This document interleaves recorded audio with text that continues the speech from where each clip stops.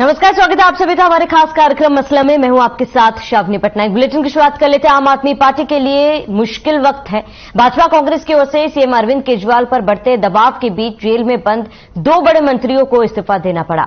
इस बीच दिल्ली के मुख्यमंत्री ने कैबिनेट में नई नियुक्ति के लिए आम आदमी पार्टी के विधायक आतिशी और सौरभ भारद्वाज के नाम उपराज्यपाल को भेज दिए हैं। बता दें कि दिल्ली के डिप्टी सीएम मनीष सिसोदिया को सीबीआई ने दिल्ली आबकारी नीति घोटाले में गिरफ्तार किया। पेशी के बाद कोर्ट ने मामले की गंभीरता को देखते हुए मनीष सिसोदिया को 5 दिन के रिमांड पर भेज दिया है। इस मामले को लेकर आप और बीजेपी में जोरदार वार पलटवार भी हुआ है। लेकिन बड़ा सवाल यह है कि इन सबके बीच हरियाणा में आपका जो प्रयास है, अभियान है, उस पर क्या असर पड़ेगा और जो सियासी बयानबाजी चल रही है उनके क्या मायने हैं।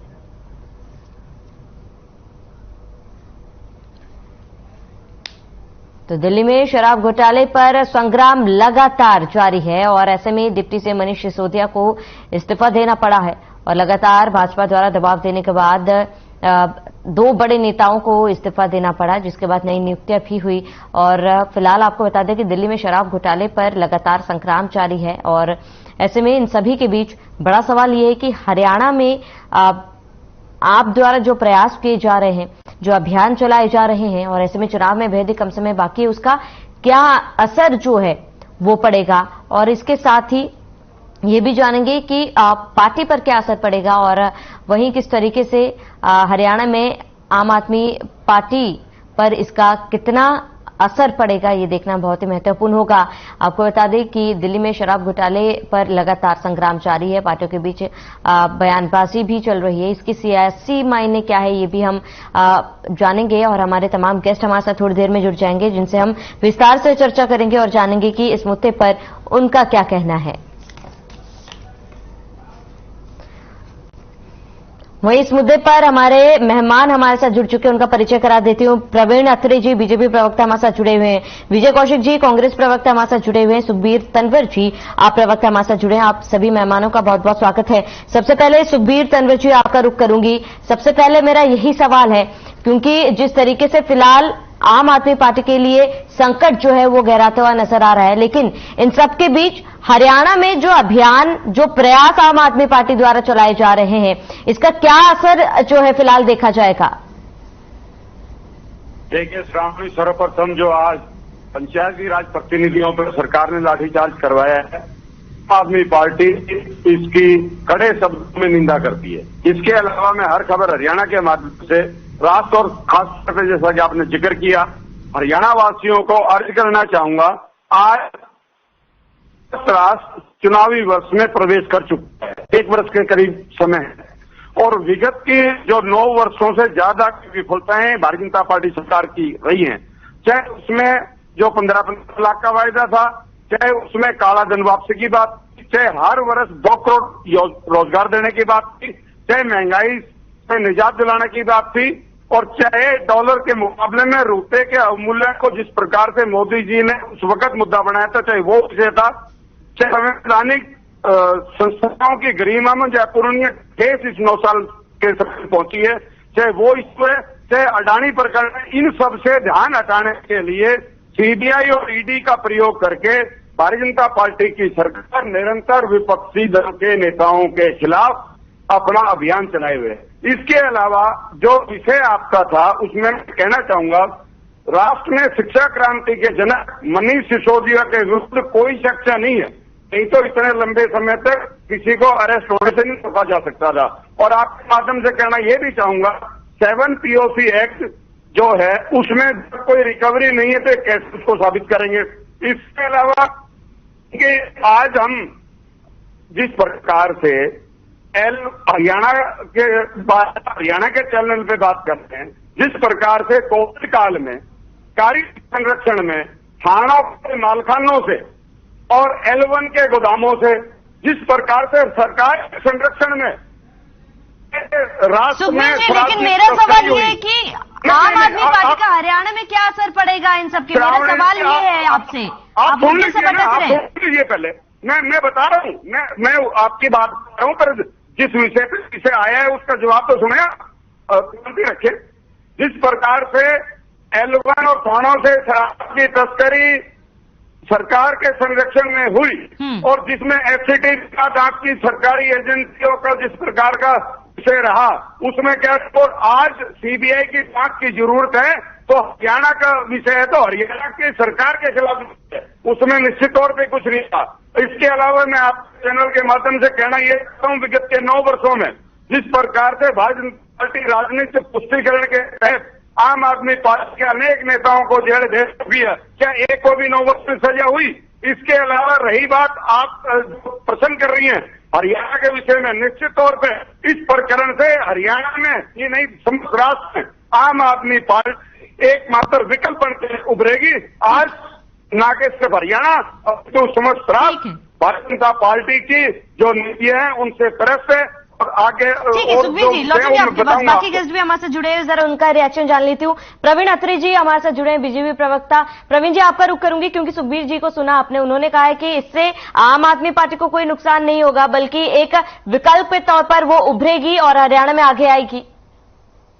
देखिए ऐसा श्रावणी, आपने जब सवाल पूछा सुखबीर जी से, तो सुखबीर जी तो जो स्क्रिप्ट लिख के लेके आए, इन्होंने उसको पढ़ना शुरू कर दिया, ना तो आपके सवाल की तरफ ध्यान दिया ना उसका जवाब दिया।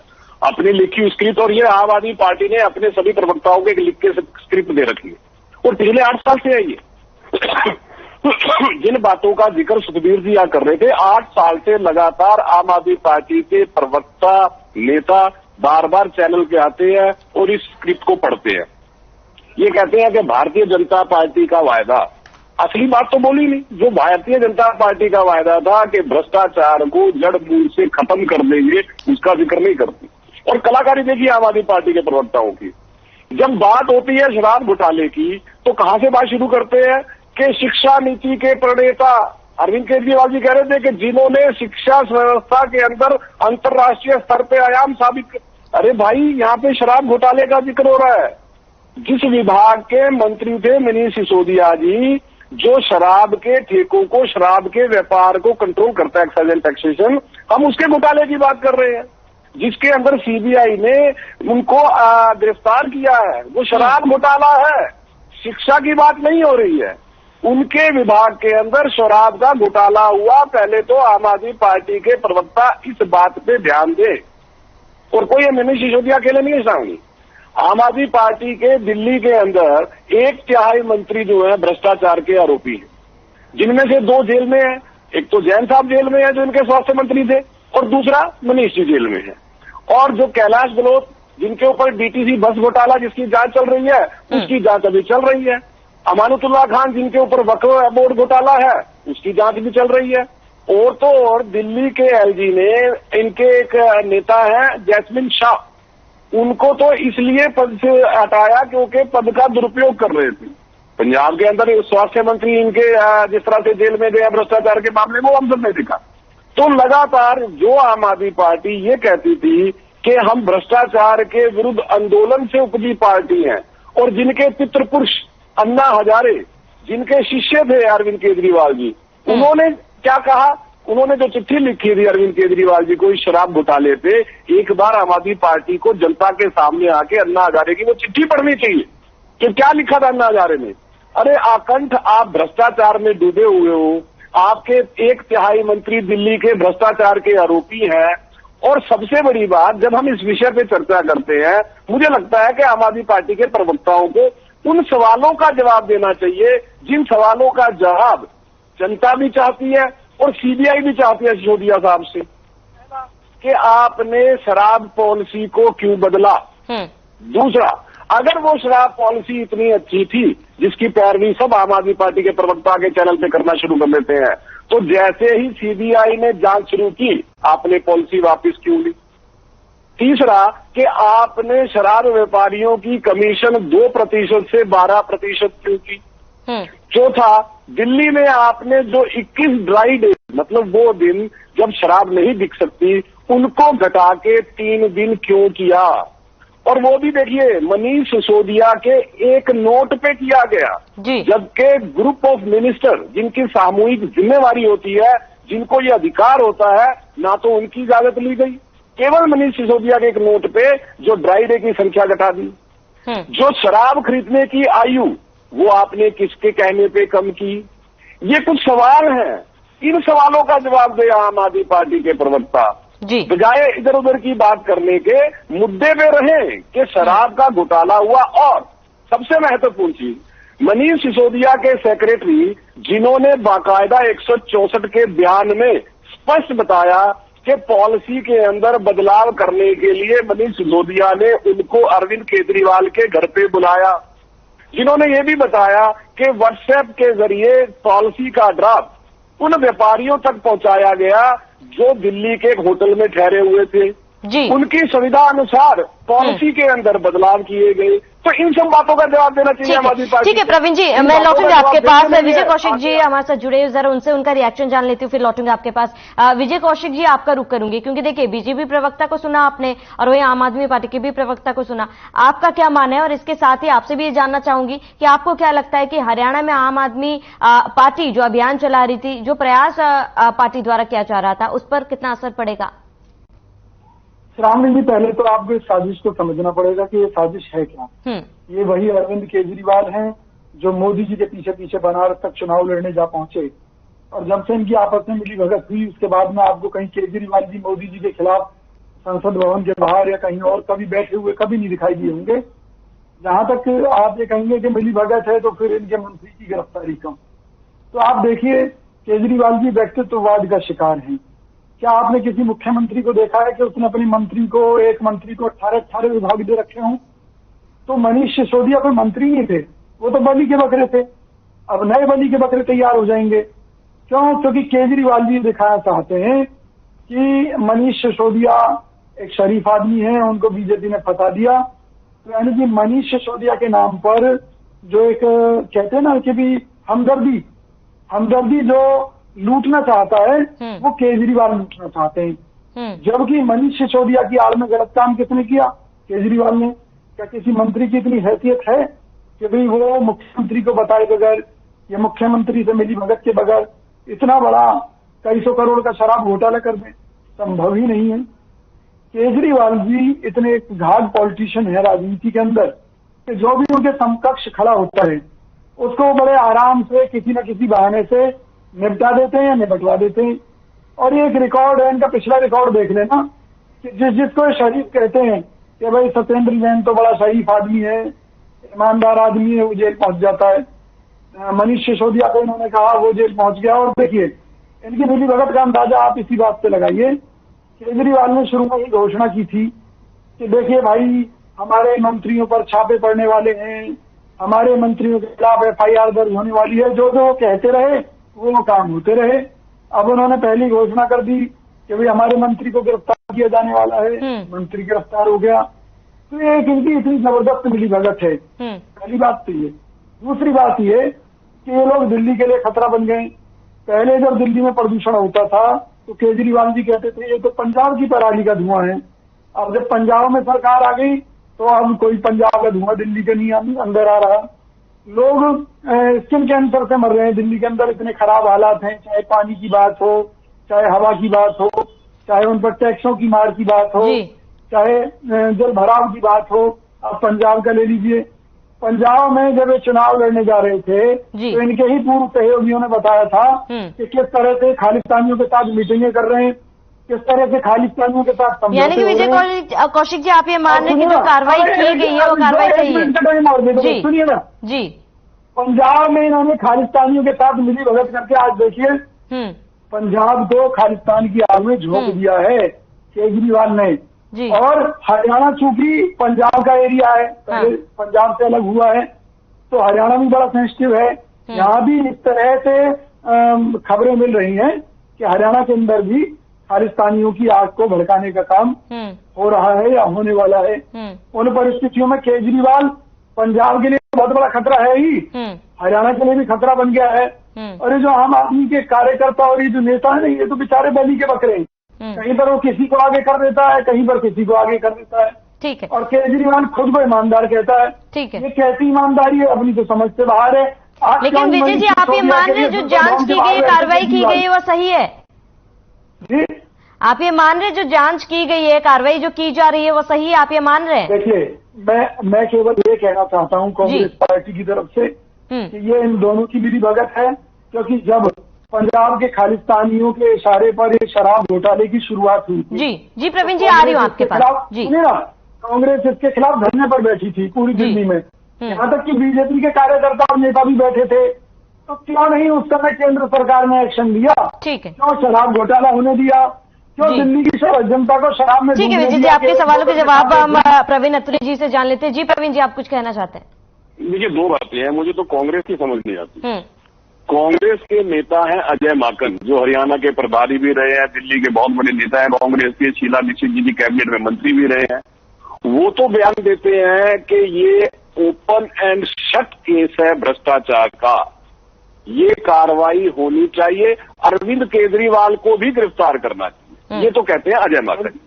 और हमारे मित्र विजय जी कह रहे हैं कि ये तो मिली भगत है जी। तो पहले तो कांग्रेस निर्णय कर ले कि कांग्रेस कहना क्या चाहती है। नहीं, लेकिन दो बातें जवाब दे रहा हूँ आपकी बात। नहीं देखिए विजय जी, नहीं रुकिए किया था भाई विजय जी, आपको समय दिया गया, एक बार प्रवीण जी को सुन लेते हैं, फिर आपकी सुनेंगे, क्योंकि दोनों एक साथ बोलेंगे तो किसी की बात समझ में नहीं आएगी। जी प्रवीण जी, इसको समझने की बात है। देखिए, इन्होंने पंजाब का जिक्र किया, पंजाब में भी आम आदमी पार्टी की सरकार ने दिल्ली की तर्ज पे नई शराब पॉलिसी लेके आई और उसके विरुद्ध पंजाब में आवाज उठी। भारतीय जनता पार्टी ने भी तुरंत उसके विरुद्ध आवाज उठाई कि दिल्ली की तर्ज पे यहाँ पे भी शराब पॉलिसी में भ्रष्टाचार हो रहा है। अब देखिए क्या हुआ, जैसे सिसोदिया जी गिरफ्तार हुए, पंजाब सरकार ने नई पॉलिसी के तहत ठेकेदारों के लाइसेंस रिन्यू करने के लिए अपनी वेबसाइट पे फॉर्म डाल दिए। लेकिन जैसे ही सिसोदिया की गिरफ्तारी हुई, मान साहब ने भी साइट से वो फॉर्म विड्रॉ कर लिए। मान साहब को भी समझ में आ गया कि आपका भ्रष्टाचार ही पकड़ा गया।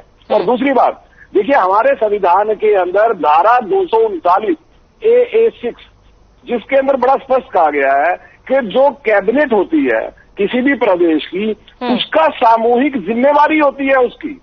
अगर मनीष सिसोदिया जी भ्रष्टाचार के आरोपी हैं, अगर जैन साहब भ्रष्टाचार के आरोपी हैं, अगर कैलाश गहलोत के खिलाफ भ्रष्टाचार की जांच चल रही है, तो ये जिम्मेवारी बनती है अरविंद केजरीवाल की। और श्रावणी जी मान के चलिएगा, जिस तरह से शराब घोटाले के अंदर आरोप पत्र में अरविंद केजरीवाल का जिक्र है, ये जांच की हाथ अरविंद केजरीवाल तक पहुंचेगी। और मैं तो ये कहता हूं कि अरविंद केजरीवाल को तुरंत इस्तीफा देना चाहिए। उनके 1/3 कैबिनेट के सदस्य भ्रष्टाचार के आरोपी हैं, जिनमें से 2 जेल में है, तो उनको तो मुख्यमंत्री बने रहने का अधिकार नहीं है। लेकिन आम आदमी पार्टी के प्रवक्ता और नेता लगातार, देखिए हिंदुस्तान के अंदर एक नई परंपरा शुरू हो गई है, जैसे ही किसी नेता पे भ्रष्टाचार के आरोप लगते हैं, जांच शुरू होती है, एजेंसीज अपनी कार्रवाई शुरू करती है, तुरंत वो विक्टिम कार्ड खेलना शुरू कर देते हैं। तुरंत एक ड्रामा शुरू हो जाता है कि साहब ये तो पॉलिटिकल वेंडेटा है, ये तो हमारे विरुद्ध षड्यंत्र रचा जा रहा है। और ये स्थिति आप देखेंगे जिस वक्त लालू प्रसाद यादव जी के ऊपर चारा घोटाला का आरोप लगा था, इन्होंने यही बात कहनी शुरू की थी। आरजेडी ने तो गिरफ्तारी होने के बाद ये कह दिया था कि साहब ये तो हमारे खिलाफ षड्यंत्र है, सजा हो गई तब भी ये कहते रहे कि ये षड्यंत्र है।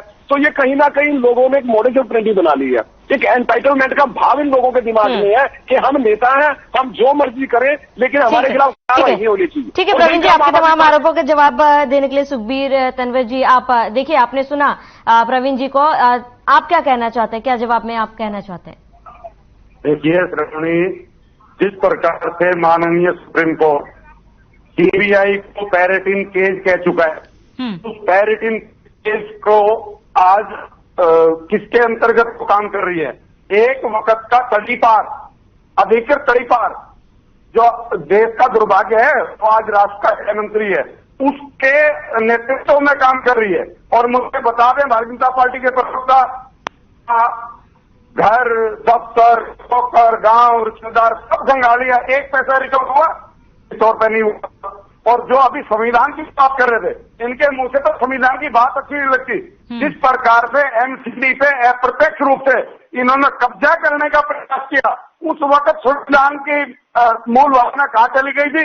इनको जोरदार थप्पड़ पड़ा सुप्रीम कोर्ट से। उसी तरह पे इन्होंने गवर्नर, राज्यपाल पंजाब ने जिस प्रकार से चुनी हुई सरकार के जो काम था उसको रोकने का प्रयास किया, और जो मीटिंग बुलाने की बात थी, जो सेशन बुलाने की बात थी, उस पे भी फिर दोबारा थप्पड़ पड़ा। संविधान की बात करते हैं, जिस संविधान को रोंदने वाले लोग हैं। और निश्चित तौर पर जिस प्रकार से कांग्रेस के प्रवक्ता ने बात करी, आज ना सिर्फ हरियाणा में अपितु समस्त राष्ट्र में कांग्रेस प्रासंगिक हो चुकी है। जिस प्रकार से पंजाब की अगर बात करें, पंजाब में सारे के सारे एक्सपोज हो गए, क्योंकि जिस प्रकार से भारी बहुमत पंजाब की जनता ने दिया, उसमें कांग्रेस, भारतीय जनता पार्टी, अकाली दल पूर्ण अप्रासंगिक, इसलिए पंजाब के हालात बिगाड़ने में ये अपनी पूरी कोशिश करेंगे। लेकिन जैसा कि मैंने अपने वक्तव्य में कहा, निश्चित तौर पे ये जैसे जैसे जिस प्रकार से आम आदमी पार्टी को रोकने की कोशिश करेंगे, आम आदमी समझ रहा है कि हमारे हितों के लिए, हमारी सुविधा के लिए कौन लड़ रहा है, और निश्चित तौर पे आम आदमी पार्टी और ज्यादा मजबूत उभरेगी। ठीक है सुखबीर जी, सबसे एक बार लास्ट कमेंट जान लेती हूँ। प्रवीण जी, आप बताइए, क्योंकि ये जो मामला आया है उसके बाद हरियाणा में आम आदमी पार्टी के द्वारा जो अभियान चलाया जा रहा है, जो प्रयास किए जा रहे हैं, क्योंकि सुखबीर जी को भी आपने सुना, ऐसे में क्या असर जो है आप आने वाले समय में देख रहे हैं? देखिए, पहली बात तो ये है कि आम आदमी पार्टी खत्म है। आप ये मान के चलिए, आम आदमी पार्टी का खेल खत्म हो चुका है। बहुत भ्रष्टाचार कर लिया, बहुत जनता को मूर्ख बनाने का प्रयास कर लिया, और हरियाणा की जनता तो बहुत राजनीतिक रूप से जागरूक है, वो देख चुकी है इनका असली चेहरा। ये इन लोगों का दुस्साहस देखिए ना, एक भ्रष्टाचार का आरोपी व्यक्ति महात्मा गांधी जी की समाधि पे जाता है, और वो व्यक्ति भगत सिंह जी को तरीका और वक्त का इस बात का जवाब दे देनी पड़ेगी। आप हमेशा बात करते हैं, आपके पास भ्रष्टाचार में भी गुरेज नहीं करते। इससे बड़ा दुस्साहस क्या होगा? इनको चुप कराइए जरा, ग्राउंडिंग पे एक बार चिल्लाइए, चिल्लाए ना। क्या साबित करना चाहते हो? और आप आऊंगी मैं आपके पास। सुखबीर जी, इनको चुप कराइए पहले। सुखबीर जी, आऊंगी मैं आपके पास। प्रवीण जी को अपनी बात खत्म कर लीजिए। सुखबीर जी, ऐसे में किसी की भी बात नहीं सुन पाएंगे, हम एक एक करके बोलिए। सुखबीर जी, आपके पास लौटूंगी। जी प्रवीण जी, क्या हुआ बताएं आप? किसी एक को भी सजा हुई? निश्चित तौर पर किसी को कुछ नहीं सजा नहीं हो रही है। सुखबीर जी, आपके पास मैं लौटूंगी। प्रवीण जी को उनकी बात पूरी कर लेने दीजिए, समय की कमी है हमारे पास। इनकी आवाज म्यूट कर दीजिए। जी रावणी, देखिए एक और क्या कमाल करते हैं। जी, कहते हैं कि सीबीआई को पिंजरे का तोता कहा, सुप्रीम कोर्ट ने बिल्कुल कहा था यूपीए सरकार के दौरान, सीबीआई को पिंजरे का तोता कहा था यूपीए सरकार के दौरान। लेकिन एक बात को बताना नहीं चाहते, इनका मंत्री जो है 9 महीने से जेल में है, लेकिन माननीय कोर्ट ने उसको जमानत तक नहीं दी। अगर सीबीआई ने, मान लीजिए इनकी बात को मान ले कि अगर सीबीआई ने, सुखबीर जी लौटूंगी, आपके पास समय की अभाव है। विजय कौशिक जी, आपसे लास्ट कमेंट जानना चाहूंगी कि आपका क्या कहना है? मैंने स्पष्ट रूप से कहा था कि इस सारे मामले का मास्टरमाइंड केजरीवाल जी हैं। निश्चित तौर पर उनकी गिरफ्तारी होनी चाहिए, लेकिन भाजपा ये करेगी नहीं, क्योंकि बलि के बकरे के तौर पर मनीष सिसोदिया को पकड़ा जा चुका है जी। और उनके पास से क्यों पैसा नहीं मिला? क्योंकि केजरीवाल ने महीने भर पहले ही कह दिया था कि मनीष सिसोदिया पर छापे पड़ने वाले हैं और उसके बाद कुछ नहीं मिलेगा, क्योंकि माल तो सरगना के पास मिलेगा ना, बलि के बकरे के पास नहीं मिलेगा ना।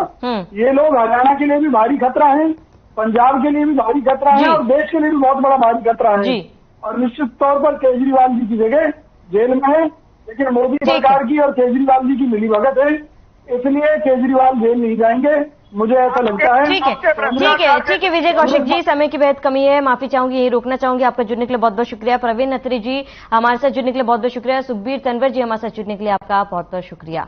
तो हरियाणा में सियासी संग्राम लगातार जारी है, लेकिन देखना ही होगा कि हरियाणा की जनता का समर्थन कौन सी पार्टी को मिलता है। फिलहाल इस बुलेटिन में मेरे साथ इतना ही। देश और प्रदेश की तमाम बड़ी खबरों के लिए आप बने रहिए हमारे साथ। मेरे जैसा कोई दूसरा